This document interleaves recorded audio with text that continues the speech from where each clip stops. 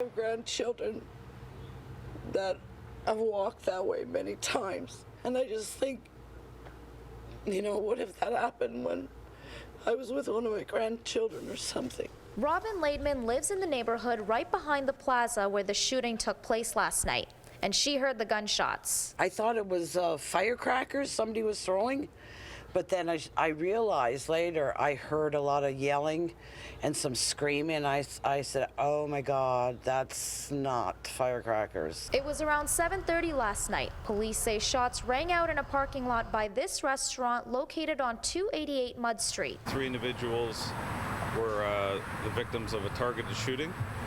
We have 2 suspects right now, according to witnesses. Police say the victims were a 17-year-old boy who died in hospital. A 25-year-old man had gunshot wounds, but he was treated and released. And a 35-year-old man is still in hospital with life-altering injuries. Investigators say the victims were standing in the parking lot when 2 people approached them, fired several shots, and then fled the scene. We have spoken with witnesses on Misty Wood. We've collected video on Misty Wood as well. That's one of the angles we're looking at.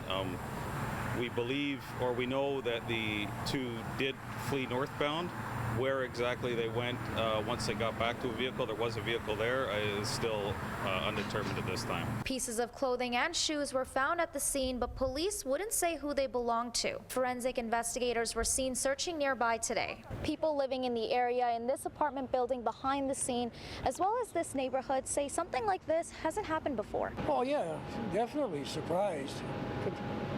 Normally nothing happens around here. And how long have you been living here? 15 years. I mean, there's been trouble around here before, but never guns. The residents of this house say they've always been concerned that there's a path behind the plaza that leads right into their backyard. I'm afraid. I've actually been speaking with property management for years.